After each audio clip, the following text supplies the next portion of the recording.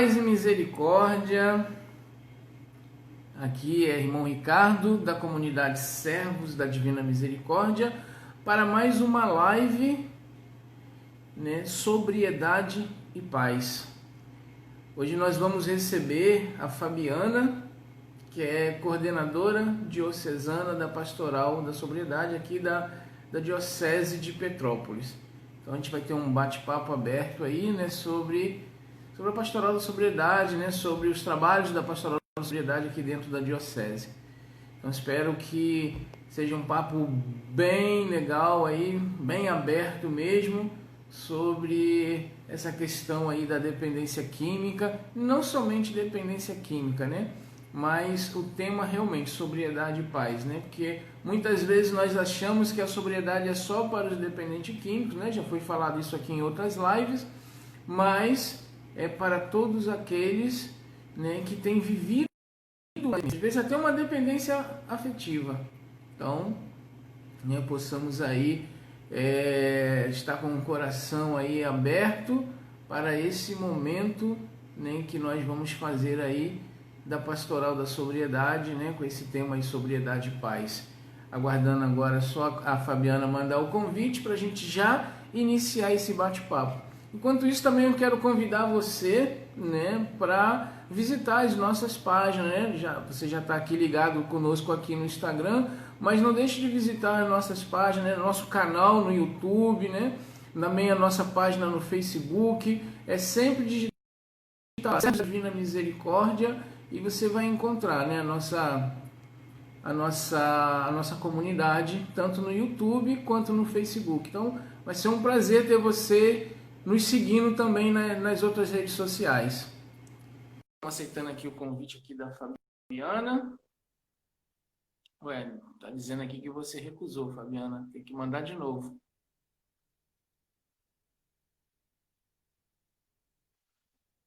Fabiana, tem que mandar de novo o convite que deu aqui que você recusou. Você deve ter apertado algum botão aí errado aí.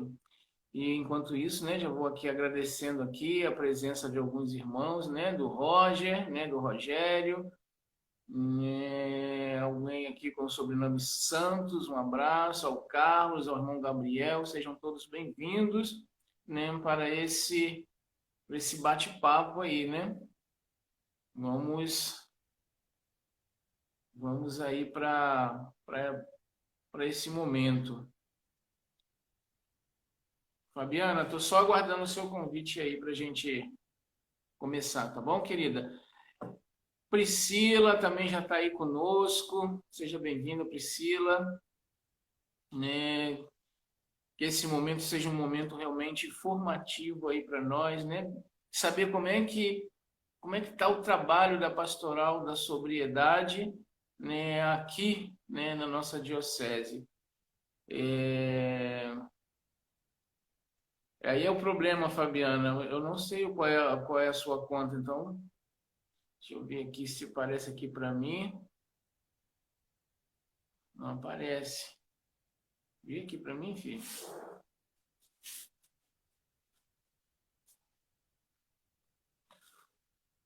Fabiana. Essa daí. Pronto, acabei de te mandar. É só você aceitar, então. Elizabeth, um abraço para você também.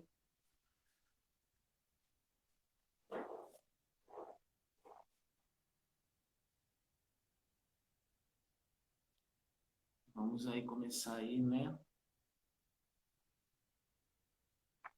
Louvado seja Deus. Finalmente aí o sinal entrou.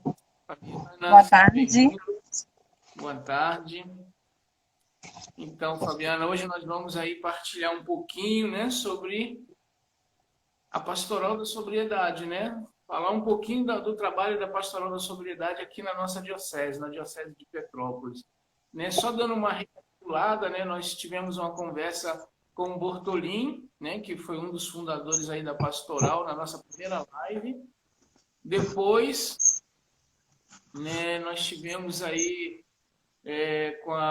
com o Carlos Bruno, o psicólogo, que também foi falando da importância da família no tratamento do dependente químico. Conversamos né, com a Denise, né, que é a coordenadora nacional da Pastoral da Sobriedade, que também, né, falou bastante aí sobre a questão da prevenção.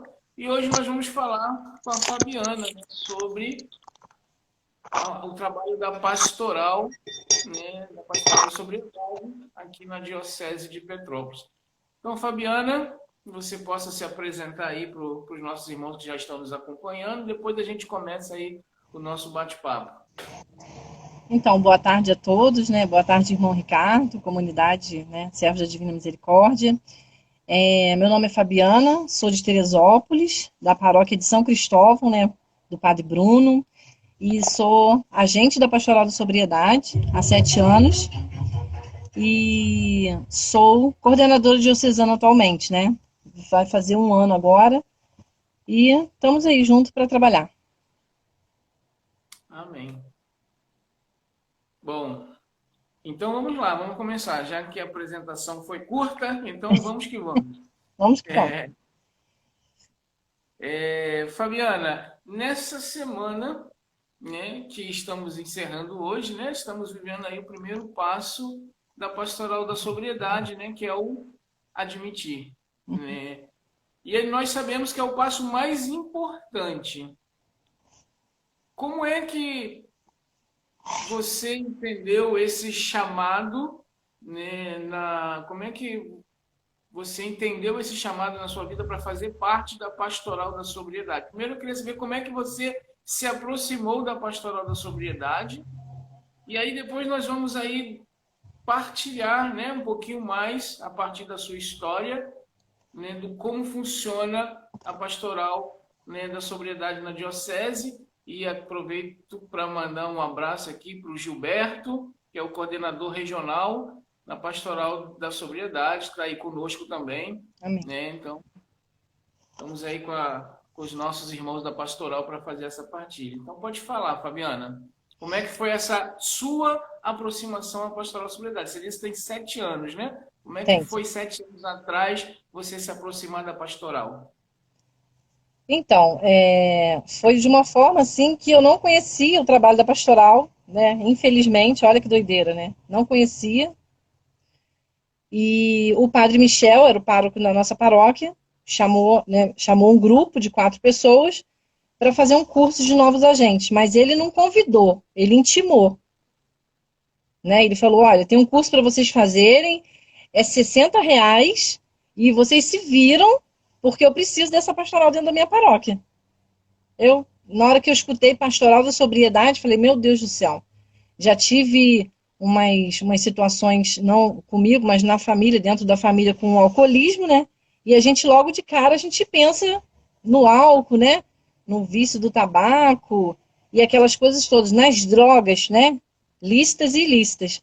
Mas nunca me vem na cabeça de outras dependências, porque a gente julga muito, a gente fala muito, né?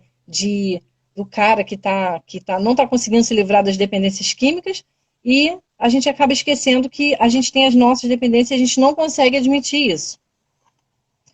Quando eu recebi o convite,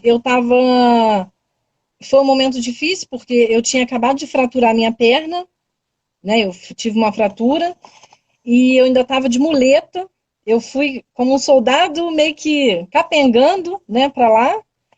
E foi um curso maravilhoso, 3 dias, foi lá em Secretário, né, em Petrópolis.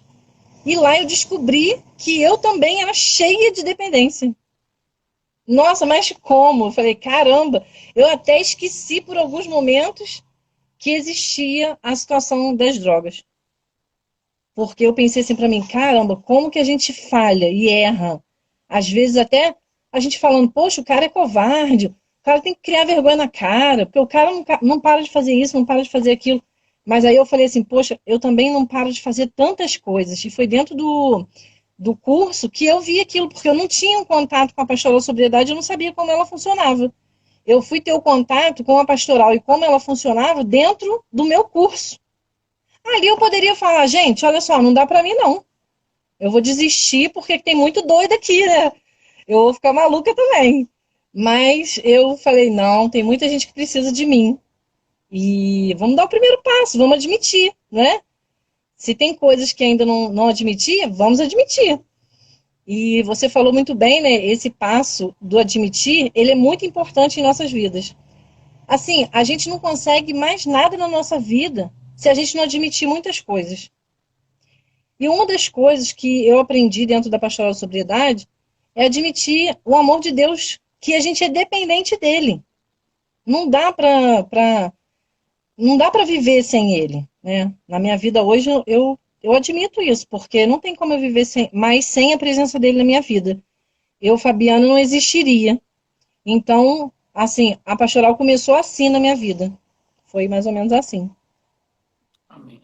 Fabiana, nós sabemos, né, que o primeiro passo a admitir é o passo mais difícil, justamente porque a pessoa que começa no caminho, e eu não vou falar caminho das drogas, mas começa no caminho do álcool principalmente, Uhum. né, que eu acho que é a principal porta de entrada para todas as demais drogas, para todos os demais vícios, né, mas nós vamos ver que o dependente ele até ser convencido, ele vai ficar dizendo que não tem problema com álcool, né? Ele não tem problema com álcool, ele não tem problema com dependência, ele vai levantar a bandeira do eu bebo socialmente, eu bebo só em festinhas, né? Só que com o passar do tempo, essa pessoa ela não vai percebendo e ela vai aumentando as doses. Ela vai aumentando, aumentando, aumentando e sempre negando. Por isso, eu volto a insistir, né, já que nós estamos na semana do primeiro passo. Por isso, sempre o passo mais difícil. É esse passo, né, do admitir. Porque a pessoa precisa se reconhecer impotente diante do álcool, impotente diante das drogas e assumir para si próprio que sozinho ele não vai conseguir chegar a lugar nenhum, que ele precisa da ajuda de Deus e dos irmãos. E aí, quando a gente fala dos irmãos, aí entra o trabalho da pastoral da sobriedade. E aí eu queria que você falasse, a partir do momento em que eu admito minha dependência e procuro um grupo da pastoral da sobriedade. Como funciona? Então, né, na maioria das vezes, quando o dependente chega, ele O não. som tá baixo. O meu som, o teu som, eu não tô te ouvindo direito. Fabiana, seu som de repente ficou baixo. Vê se mexeu alguma coisa aí. Não, não mexi não. O teu som, eu não tô te ouvindo direito. O teu.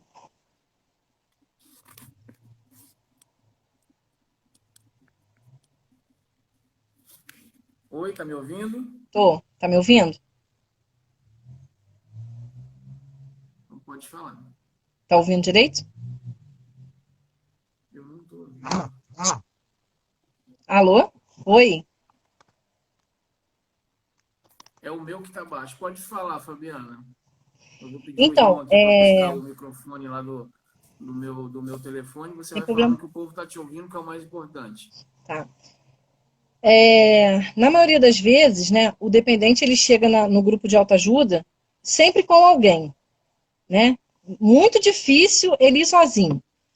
Não sei se foi essa pergunta que você fez, né? Como ele chega pra gente, né? Como ele se apresenta pra gente. Não é isso? Ricardo? Pode falando. Então, mas a pergunta é essa, como que o dependente ele se apresenta pra gente na pastoral? Como que ele chega, não é isso? A dependência da situação dele? Um minutinho só, deixa eu pegar o microfone aqui que vai Tá, ficar melhor. Eu não estou te ouvindo. tá.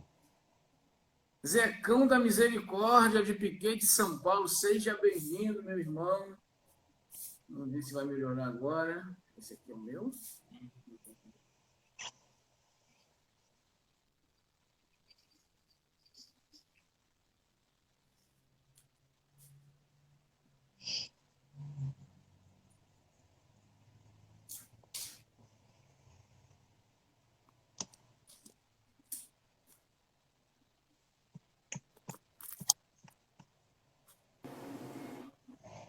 Pronto, estão me ouvindo? Ou melhor agora? Show de bola. Melhorou muito. Agora eu estou te ouvindo. Pô, pode falar agora. Agora eu estou te ouvindo. Então, a pergunta que você me fez é como o dependente químico chega na sala de autoajuda? Não, quando o dependente admite a sua dependência, né? Uhum. Ele caminhou, ele achou que não precisava, né? Viveu nessa autossuficiência, achando que tinha controle. Uhum. Caiu em si, admitiu ser dependente, procurou o grupo da pastoral da sobriedade. Aí a minha pergunta, e aí a partir do admitir, qual o trabalho da pastoral? Como a pastoral recebe, acolhe esse dependente que, vivendo o primeiro passo do admitir, procura ajuda num grupo do programa de Vida Nova para conhecer esse programa? Como é que funciona? Então, assim, nem todas as vezes ele aparece lá num passo admitir. Porém, o primeiro passo Sim, dele em si é o admitir, né? Mas correto. vamos supor lá que ele apareça num dia que o passo é entregar, né? Aí foi bom que ele entregou e ele quer dali para frente ter uma nova, né, uma nova história e quer recomeçar. A gente apresenta a pastoral de sobriedade para ele, como ela funciona, né?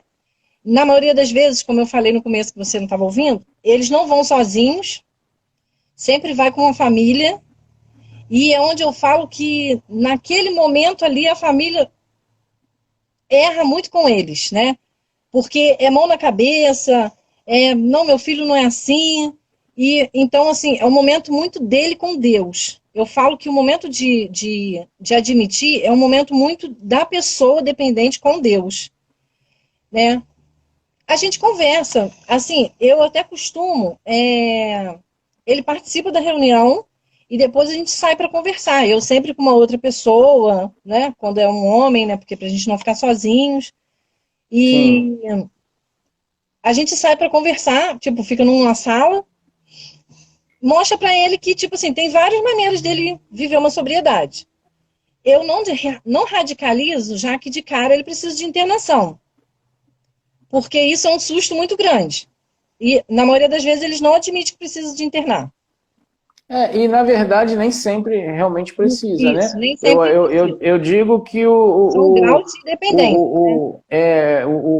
a internação, o acolhimento em algum lugar é para quem está no fundo do É, fundo do fundo do do poço curso. mesmo. Então, eles, assim, Fabiana, né? Eu tento fazer com que ele confie em mim, que isso é uma parte muito importante. Porque o nosso grupo, ele tem uma característica muito grande que é de confiança, que eu acho muito bacana. Então, assim, a gente acaba ficando com a cabeça desse tamanho de tanta coisa que a gente escuta, né? Mas é muito legal porque a partir do momento que ele confia em você, ele vai já querer abrir o coração e querer outras coisas, né? Eu proponho Uhum. para ele a sala de autoajuda, né? Que é o grupo semanal. E tem muitas pessoas nunca foram na missa, muitas pessoas não conhecem a Igreja Católica, muitas pessoas não são da Igreja Católica, sabe? Mas elas são acolhidas assim mesmo, sendo Sim, que com certeza. elas sabem que é um órgão da Igreja Católica, né? Que é um instrumento da Igreja, né? A gente se deixa sempre bem claro isso, que é um instrumento da Igreja Católica, para ajudar não só os dependentes químicos, mas familiares e outros tipos de dependência. E assim, muitas das vezes esse bate-papo que eu tenho com eles dá certo. Eles falam, não, eu vou começar a frequentar e vamos ver. E às vezes não precisa nem internar. Eles mesmos falam, né? Com medo de internação, eles mesmos falam que não precisa internar. Porque eu penso assim, se eles têm um convívio mal em família, imagina dentro de um sítio, que é todo mundo É diferente, verdade. ninguém se conhece, né? Então, assim, eu sempre passo para eles que o primeiro passo é admitir, eles já fizeram, e que agora é parte deles. Assim, o admitir é nosso. Eu preciso mudar a minha opinião de tudo que eu já vivi até hoje. Porque tudo que eu já vivi até hoje não deu certo. Então ali eu tenho que parar e pensar, o que eu estou fazendo de errado? Então esse bate-papo com eles é muito interessante, porque eles acabam escutando e vê que aquilo ali dá certo, sabe? É verdade. Então, estamos aqui com algumas pessoas, né, que eu quero mandar um abraço, né, para a irmã GCL, né, para o Félix, para o Zecão. O Zecão também tem uma casa de acolhida, né, lá em Ai, que Piquete, legal. né, pro Max, né, Grande Max, lá de Olaria, no Rio, e para essa galera toda que está aí nos acompanhando. Aí você entrou num tema, né, que a gente falava, né, com o Bruno, né, no segundo encontro dessa live, né, na partilha com o Bruno falava da importância da família. E aí a minha pergunta, quando você disse que geralmente eles vão acompanhados pelos familiares, e aí como é que é o tratamento com o familiar? Né? Eu estou fazendo perguntas que eu já sei a resposta, mas para o povo que está acompanhando, né? Porque o que eu percebo, não sei se você vai concordar comigo, é que às vezes a família ela atrapalha esse tratamento. Vou dizer pelos meus acolhidos, né? Pelos meus filhos acolhidos aqui, que o que acontece? O pai, com medo de perder o filho ou do filho desistir do tratamento, muitas vezes presenteia o filho e vai enchendo o filho de presente. Eu às vezes chamo os pais para conversar e vou falando para eles assim, olha, desculpe parecer duro, né, mas o seu filho não merece prêmio porque está aqui se recuperando. Ele não faz mais do que a obrigação dele, ele precisa mudar de vida. Ele precisa entender que ele está buscando ajuda para ele. Então ele não merece ganhar carro, ele não merece ganhar bicicleta, camisa de time oficial, porque está aqui. E aí eu tinha situações que a cada mês o pai dava um presente. E eu falava, meu senhor, se o seu filho não se recuperar, todos esses presentes vão virar drogas depois. Então, eu queria que você, né, que trabalha ali direto ali com as famílias ali na Pastoral da Sobriedade, como é que funciona, né, esse trabalho com os familiares para que eles também entendam que eles também estão em tratamento e que eles precisam colaborar para que seus filhos, né, não permaneçam nesse caminho. Eu acho que é uma reeducação de todos, né? Com certeza. Eu falo que é uma reeducação familiar. Né? A família toda adoece, a família toda precisa de ajuda, só que também como dependente químico, eles também precisam admitir. E olha, não é fácil. Se não é fácil para o dependente, para eles então que não faz uso, eles falam, eu não tenho dependência alguma, eu não preciso dessa pastoral. Eu já ouvi isso. Então, assim, é um trabalho muito mais doloroso com eles do que com os próprios dependentes, sabe? Eu já vivenciei uma mãe chegar dentro da sala, jogar o garoto e falar, se vira que eu não aguento mais.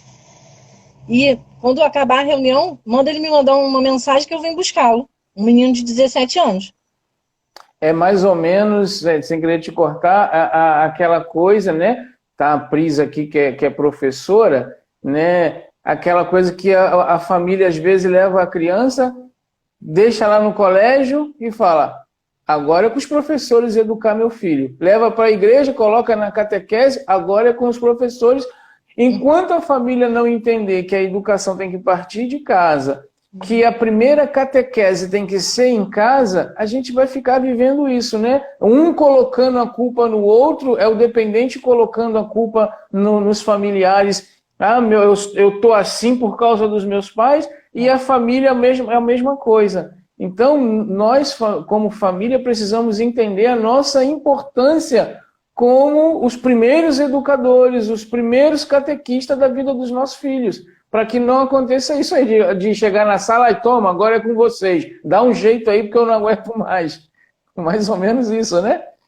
Falando assim dos educadores, né? Agora os pais estão vendo quanto é difícil educar um filho, né? Quanto é difícil fazer um filho a escrever, a ler, a fazer as atividades normais do dia a dia. Né? Com essa quarentena, os pais viraram professores. Tem alguns que até esqueceram a matéria, porque tanta coisa já mudou que nem todo mundo lembra mais, né? Mas só que quantos os professores hoje estão em casa, entre aspas, né? Tipo, alguns fazendo aulas assim online igual a gente está fazendo, mas muitos pais tiveram que exercer hoje a função de que não deveria existir isso. Deveria já logo, desde sempre, ensinar seus filhos a ler, escrever os bons princípios, né? Aquelas coisas todas que é do pai, sabe? Que é dever dos pais, né? Mas assim, voltando lá dos dependentes, é muito engraçado, assim, engraçado e triste, né, ao mesmo tempo. Porque, assim, eu vejo eles chegarem com um celular bonito, sabe? Eu falo assim, caramba, ele deve ter ganhado isso agora, porque se ele ganha isso há 15 dias atrás, não estava mais na mão dele. Entendeu? Foi o que você falou. Eu costumo dizer que o familiar, eles são facilitadores de muitas coisas. Até mesmo, às vezes, dele não se recuperar. E isso é muito sério. Então, Sim. assim, eu na minha... Tá me ouvindo? Tô ouvindo, tô ouvindo. Eu costumo, na minha paróquia, assim, quando chego familiar, tem gente que nem quer participar da reunião, porque eu já tive famílias que falou, não, ele vai participar. Aí, para não deixar a pessoa sozinha, eu não participar da reunião naquele dia e eu acompanhar aquela pessoa e escutar aquela pessoa, sabe? E a mãe falar, não, meu filho me rouba, meu filho me, sabe? A gente já não tem mais nada, eu já vendi tudo. Então, assim, tu vê que são pessoas doentes. Aí eu explico que para ela que a gente precisa, assim, eu sempre me coloco no lugar deles, a gente, nós, sabe? Não, a senhora precisa frequentar a pastoral de sobriedade, porque a senhora também é uma dependente, uma codependente. Não. Eu sempre me coloco no lugar deles. E eu acho que isso é uma forma muito bom de se igualar, da gente, né, ter um bate-papo ali legal e ver que ela confiar também em mim. E eu acho bacana isso, entendeu? Então a gente conversa, às vezes na primeira reunião elas não participam, mas sempre depois elas participam. Ah, eu vim aqui, eu vim porque meu filho é dependente, e aí eu tô aqui por causa deles, mas acaba depois entendendo que eles É, também por têm a causa dependência, dela também. entendeu? É. O Gilberto está dizendo aqui, né? Digo sempre que os pais não têm culpa de o filho se tornar dependente, porém têm responsabilidade, é verdade. É. Né?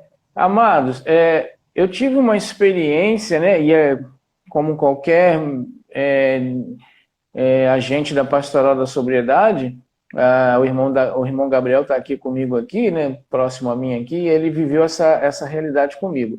Uhum. Há um tempo atrás, uns anos atrás, eu só não vou citar nome, tá? Claro. Mas um amigo nosso, né, que era policial, me ligou aqui para a comunidade. E entendi aquela. E aí ele foi, quando eu percebi que a voz dele estava embargada, eu falei assim: o que que houve, meu irmão? E ele disse: eu estou ligando para você para avisar que eu vou matar o meu filho e depois eu vou acabar com a minha vida. E aí eu falei assim, aí eu comecei a conversar com ele, falei assim, não, ele não aguento mais, eu não aguento mais, eu vou acabar com esse sofrimento. Vou dar um tiro no meu filho e depois eu dou um tiro em mim e acabo com esse sofrimento. E aí foi eu e o irmão Gabriel, pô, e detalhe, nós estamos em Guapimirim e ele estava lá em São Gonçalo, não tem nada pertinho assim, né?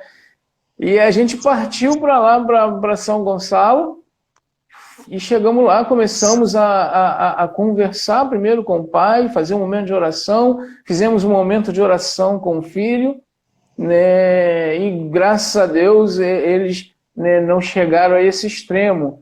Né, mas aí você vai ver a que ponto chega um pai, a que ponto chega, né, uma mãe que às vezes, né, quer acabar com o sofrimento dessa forma, né, porque já não aguenta mais. E imagina para um pai sendo policial.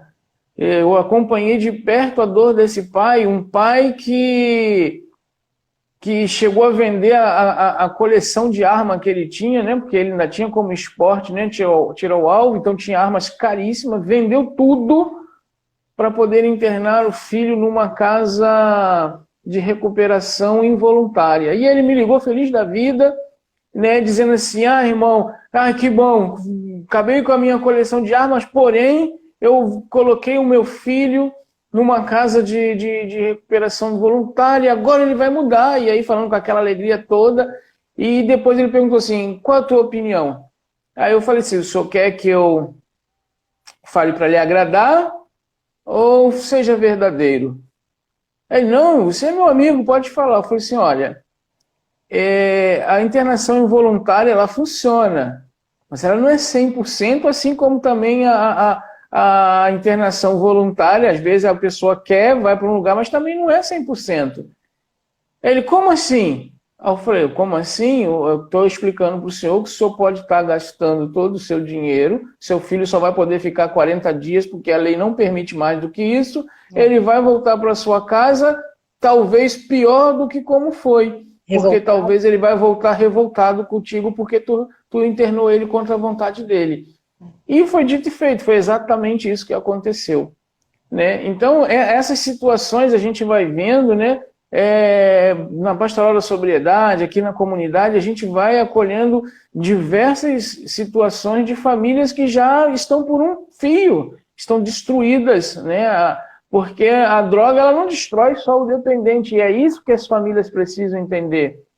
Né? A droga ela destrói o dependente e aqueles que são codependentes, né? Que são aqueles que vivem com ele, que sofrem a consequência dos vícios sem precisar experimentar, sem precisar dar um teco de cocaína, sem precisar dar um doisinho de maconha, mas vai sofrer a consequência.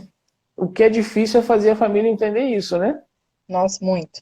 Teve alguém que fez uma pergunta aí, mas eu não consigo, eu sou meia leiga nesse negócio aqui. Calma aí que eu estou chegando nela. Foi a GCL. Ela perguntou: quando o familiar não mora com o dependente, qual a importância de acompanhá-lo? Talvez, né? Como seria para fazer esse acompanhamento se ele não mora com o seu familiar que tem problema da dependência química? Como é que esse familiar acompanha? Boa pergunta. Até o Gilberto até respondeu, né? Tendo responsabilidade, deve participar também, né? E aprender a lidar com o filho, né?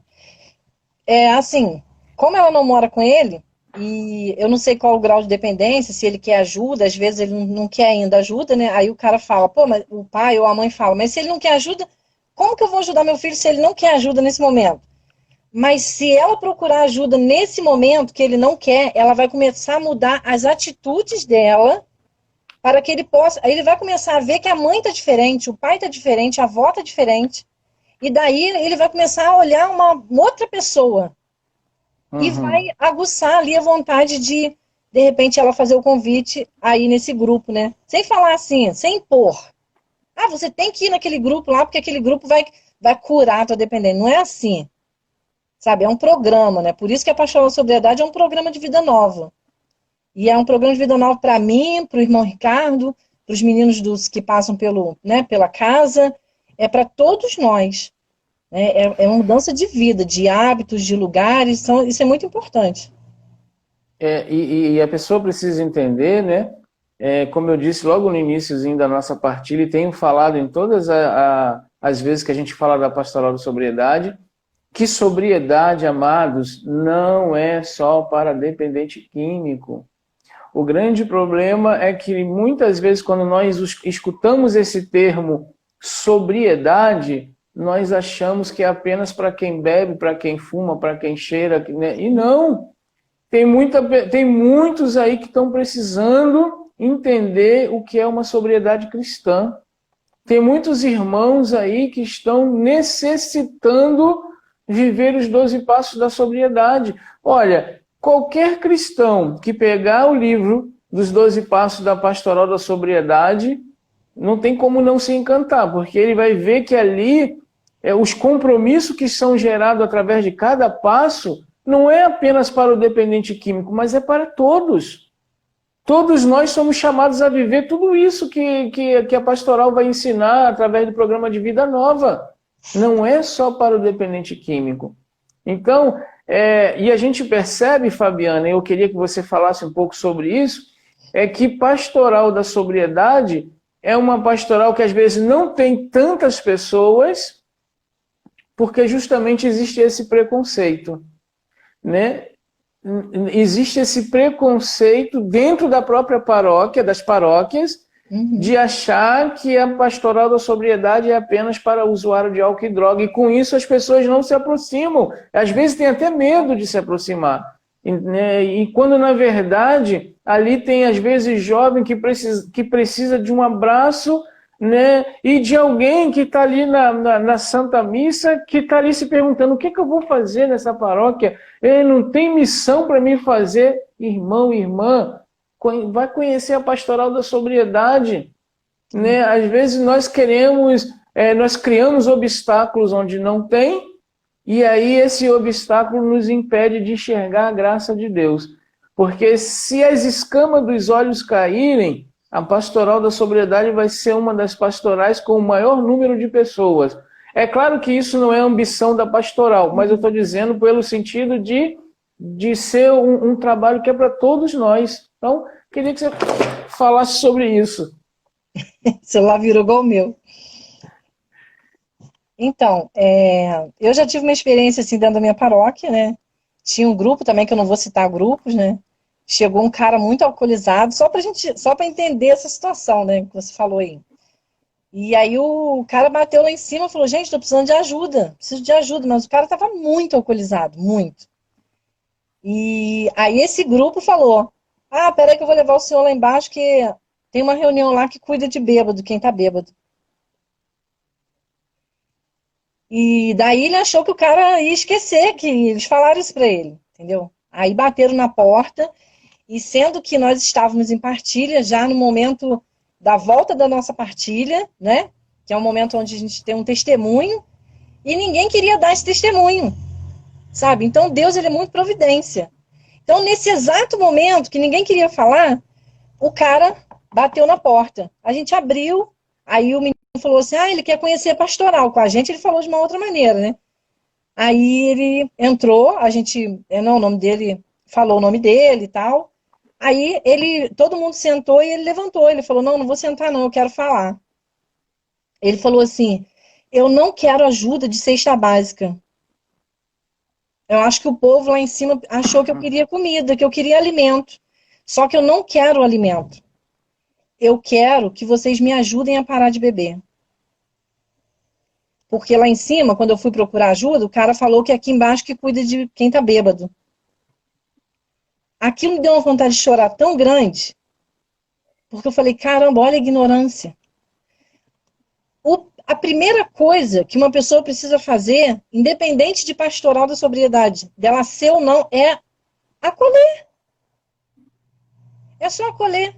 É amar, acolher, conversar, ouvir. Irmão Ricardo, o cara entrou naquela sala para falar com muita gente, falar comigo. Falar com todos aqueles que estavam ali.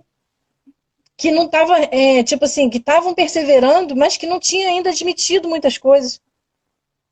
E aquele homem nunca mais foi na igreja. Nós nunca mais vimos. Eu procurei, falei, gente, essa pessoa daqui da Fonte Santa, ninguém sabia quem era o cara. Essa pessoa foi Deus pra gente naquele momento ali. Gente, acorda, sabe? Acorda. Vocês precisam admitir, precisam confiar em Deus, precisam deixar que Deus faça algo a mais na vida de vocês. Mas vocês precisam ouvir o que Deus quer falar. O cara conhecia a palavra. O cara conhecia a palavra. Foi falando na palavra pra gente. Ele só não estava com a Bíblia na mão. Mas ele foi falando na palavra. Se André estiver me ouvindo, André vai lembrar dessa situação. Então, é disso que a gente fala. Tipo assim, a pastoral, ela ensina a gente a viver de uma forma diferente. A gente erra? Com certeza, nós somos humanos, a gente erra. Mas muita coisa que a gente fazia antes, quando a gente vai fazer, né, a gente para e pensa assim, poxa, mas não foi isso que eu aprendi. Então, a gente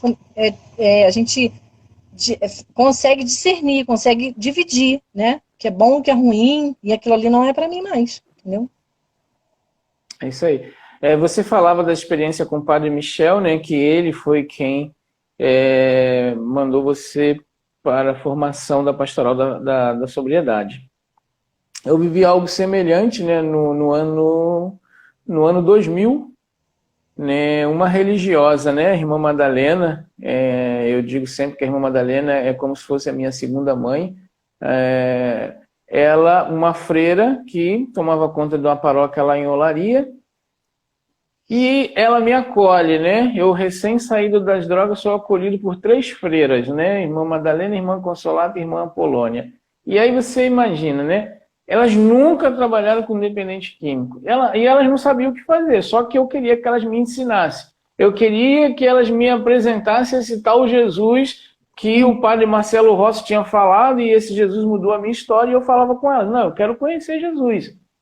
Mas assim, mesmo sem conhecer o trabalho da pastoral da sobriedade, aquelas freiras me acolheram, só faltaram me carregar no colo, né, me ensinaram a palavra de Deus, estudaram comigo, ficaram ali me ensinando a rezar o terço, e aí quando teve, né, o Congresso da Pastoral da Sobriedade em Arujá, em São Paulo, que foi quando eu conheci o Bortolinho, o Dom Irineu, o Frei Rães, o Fradão, ela falou, olha, agora eu vou te mandar para um lugar para que você possa se formar e ajudar a outros que, como você, podem bater aqui na porta da paróquia e talvez eu não saiba como ajudar. Então, a irmã Madalena, e desculpem a forma como eu vou falar, mas ela teve atitude sendo freira que muitos homens nunca tiveram.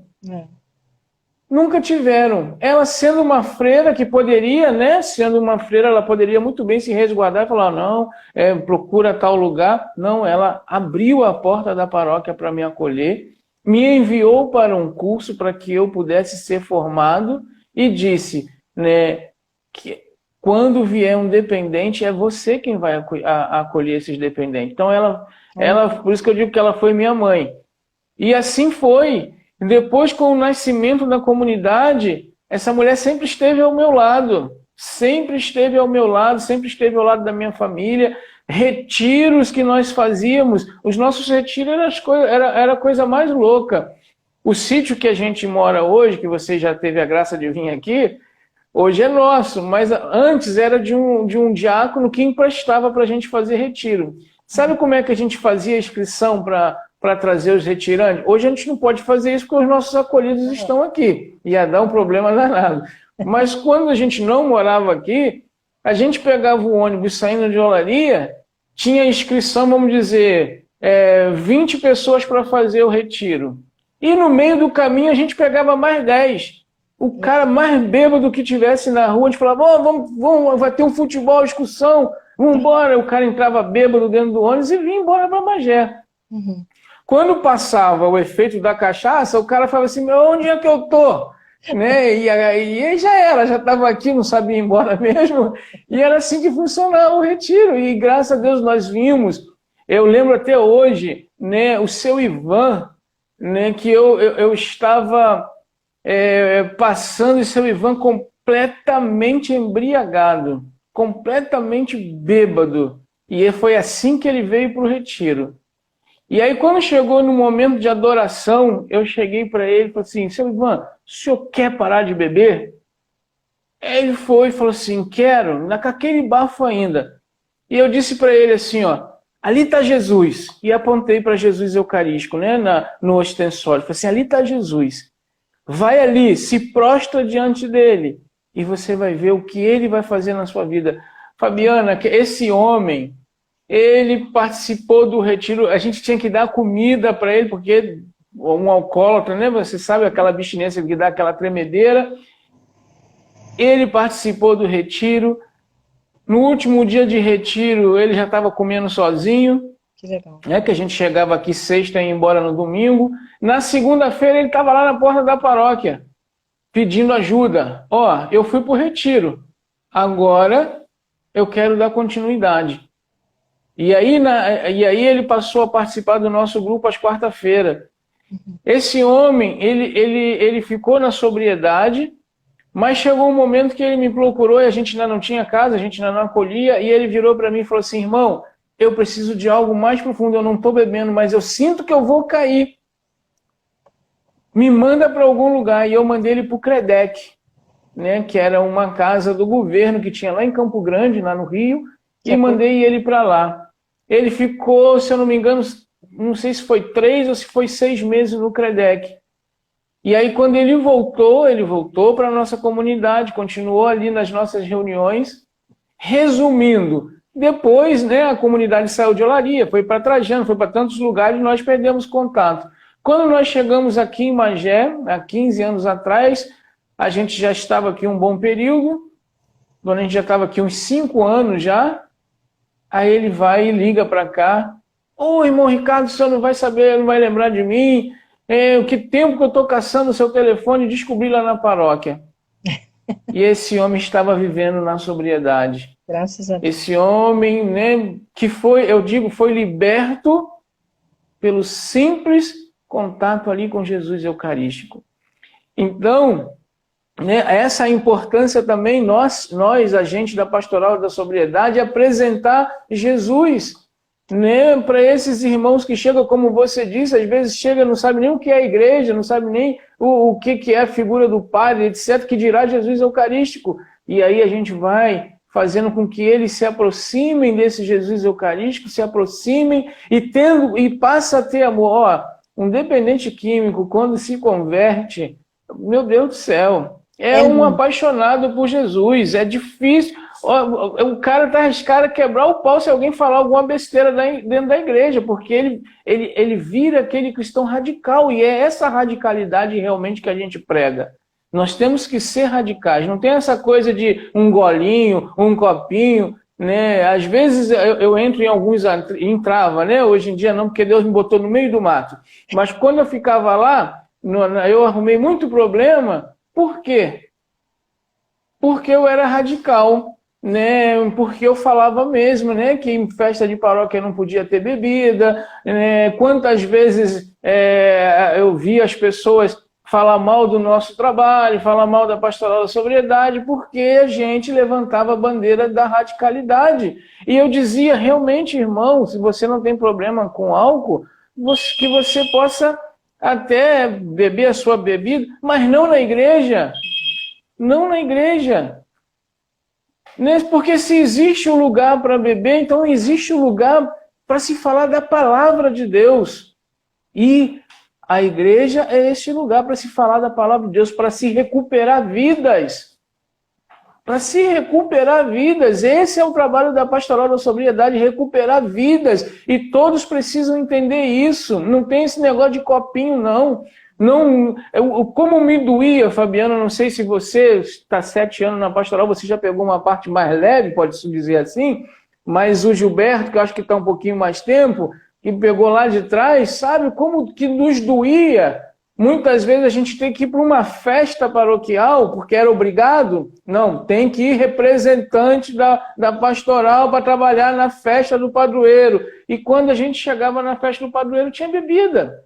Então isso doía pra caramba. Mas assim, a fidelidade dos agentes, a fidelidade da pastoral fez com que essas mudanças que a gente está vendo nos dias de hoje, graças a Deus, são pouquíssimas as paróquias que ainda insistem em colocar álcool, né, em suas quermesses, em suas festinhas. Acho que eu falei demais, é você que tem que falar agora. Não. Então, a gente teve, assim, também, né? Assim, eu acredito que dentro da nossa diocese é muito poucas paróquias hoje que vendem. Ainda tem, umas bem teimosas ainda, mas que a gente está em cima, e se Deus quiser ir passando isso tudo, esse ano, né, não vai ter festa, assim, eu acredito que não vai ter festa junina, né? Porque vende muito em festa junina, né? Eles botam lá quentão, aí fala que é esse quentão sem álcool, e não tem nada de quentão sem álcool. Tu falou da radicalidade, eu sou até contra aqueles coquetelzinhos que fazem com Sprite. Refrigerante, não, estimula. O problema, a dependência está aqui, gente, a dependência está aqui, né? Eu fui falar isso numa festa de criança que teve, e a pessoa me detonou, falou, tu é maluca? Falei, não tô não. Sabe por quê? O pai dessa criança já foi alcoólatra, e é alcoólatra a vida toda, só está em tratamento. Mas quando essa criança tiver o primeiro contato com o álcool, ela pode sim virar um dependente. E ela pode entrar através de um coquetelzinho que ela vai lembrar que bebeu o coquetel de refrigerante não fez mal, e de repente numa outra festa ela vai beber um coquetel já não com refrigerante, mas com álcool. E aí é que está o perigo. E para o dependente é igual cerveja sem álcool, que os outros falam, toma uma cervejinha sem álcool. Gente, isso aí é para se enganar. Vai com certeza. Vai cair. E vai cair feio.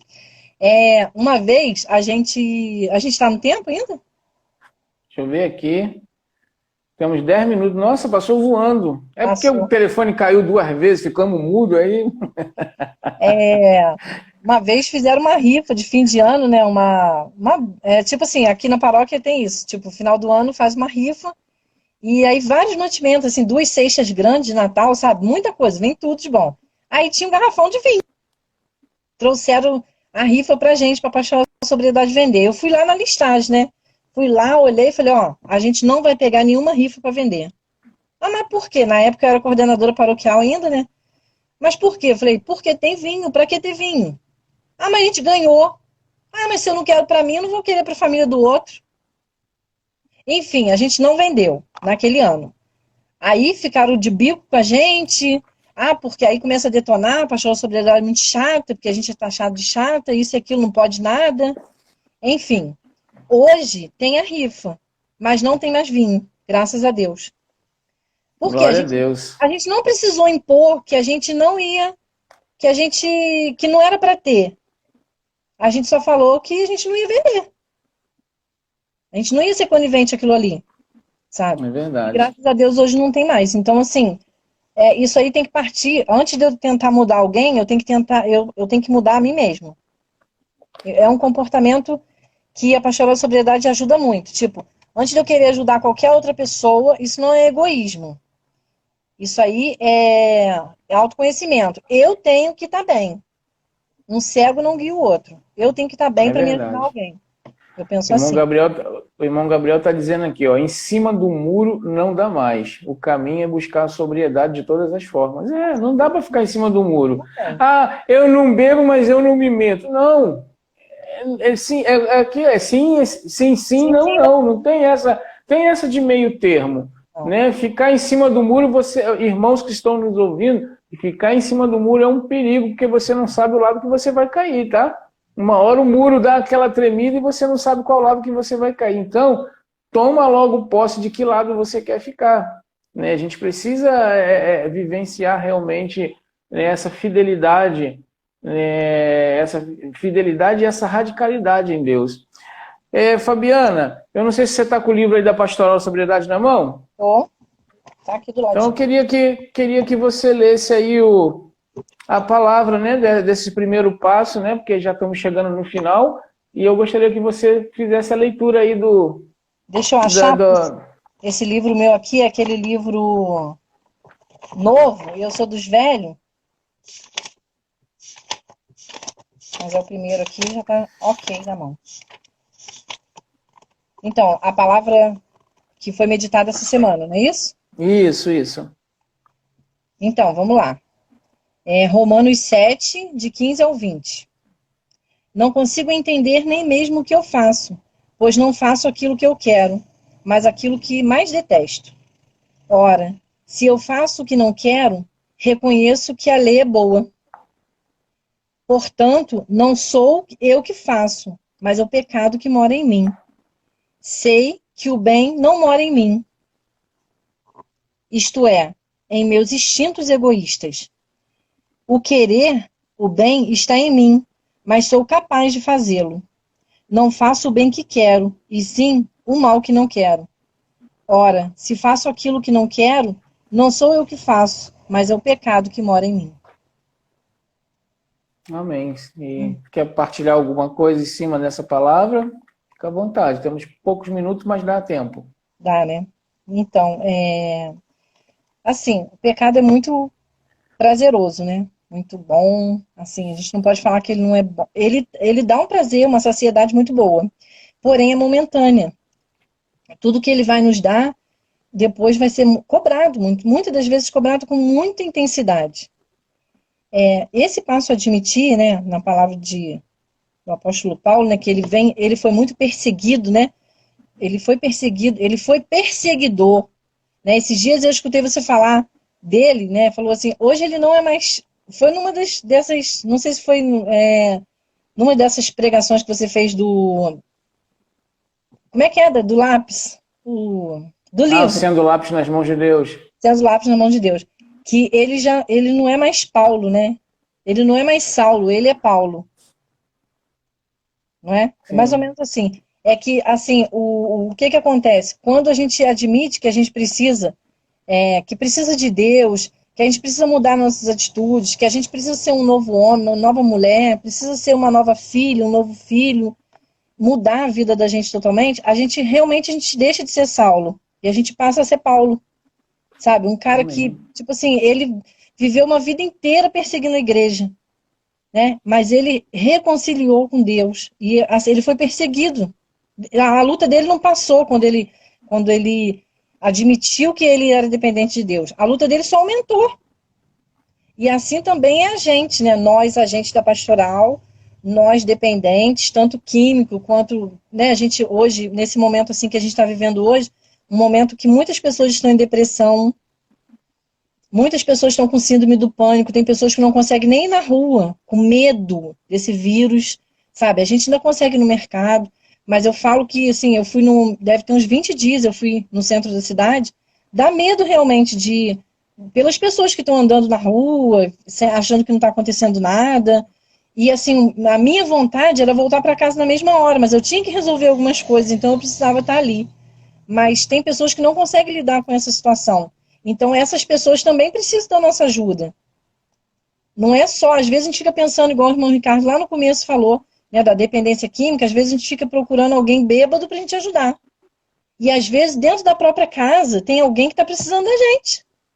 Eu já observei isso, né, com o meu filho, em outra situação eu falo sobre isso, mas tipo assim, a gente precisa perceber as coisas, sabe?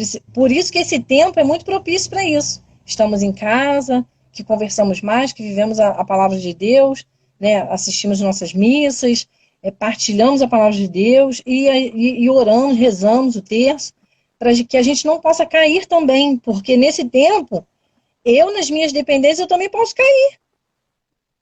Porque tem gente que está de pé que só mete pau naqueles que estão caídos, entendeu? E não é bem assim. A palavra de Deus vai dizer, né? Quem está de pé, cuidado para não cair. É verdade, né? E nós precisamos entender isso. Eu costumo dizer para os meus filhos acolhidos aqui que quando nós nos afastamos de Deus, quando nós nos afastamos da palavra de Deus, nós já estamos caindo. Uhum. Né? Porque muitas vezes é justa por isso que eu gosto de desvincular esse dependente apenas da questão química, né? Porque quando a gente se afasta de Deus, e eu ensino isso aqui para ele, nós já estamos caídos. Voltar a usar droga, voltar a se alcoolizar é consequência dessa queda. Porque se você se afasta de Deus, se você sai da presença de Deus, você vai ter um vazio dentro de você que precisa ser preenchido, que era preenchido pelo amor de Deus, mas você rompeu com esse Deus. E aí vai ser preenchido com aquelas coisas que você lutou para abandonar, que você lutou para largar. E aí a gente precisa entender isso, tomar posse realmente da vitória e vigiar a todo momento. Né? Porque senão a gente, como você diz, cai e cai feio. Fabiana, estamos a 2 minutinhos de encerrar, então eu queria que você fizesse aí os seus comentários finais, né? Para que a gente possa... Infelizmente, passou muito rápido. Passou, graças a Deus. Passou rápido, mas foi bom, né? Foi ótimo. E, assim, eu queria agradecer, né, a todos que acompanharam. Agradecer a você pelo convite, né?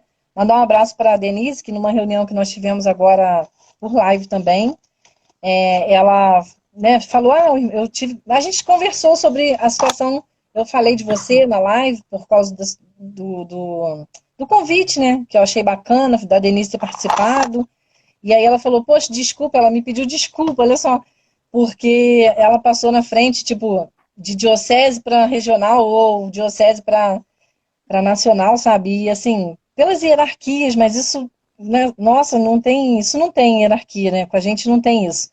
Então, assim, eu fiquei super nervosa quando eu recebi o convite, não nervosa assim, eu acho que assim, enquanto a gente está assim nesse nervosismo para falar de Deus, mas estar aqui falando, ainda tá bom.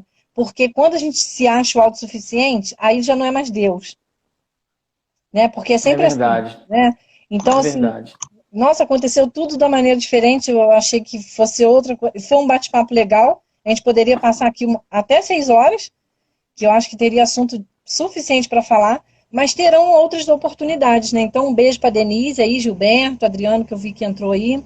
Um beijo para todos os, né, os meninos aí que estão acolhidos no sítio, para você, todos os nossos agentes da Pastoral Diocesano, né? Todos os nossos agentes do Brasil inteiro. E eu soube também que nós já temos pessoas já enganjadas nessa obra de Deus fora do nosso país. Olha que legal. Louvado seja Deus. Então, assim, já vai ter pastoral aí nesse mundão todo. E ó, tá acabando, 20 segundos. Tá bom. Gente, um beijo para vocês. Obrigado aí por terem nos acompanhado aí. Gilberto, se você puder, entre em contato comigo pelo Zap. Né? Um abraço a todos vocês. Semana que vem, convido vocês, né, pelo YouTube, aqui pelo Instagram também da comunidade, a participar do Encontro de Namorados. Não é só para namorado, para casar e solteiro. Participe conosco. Um beijo no coração. Deus abençoe.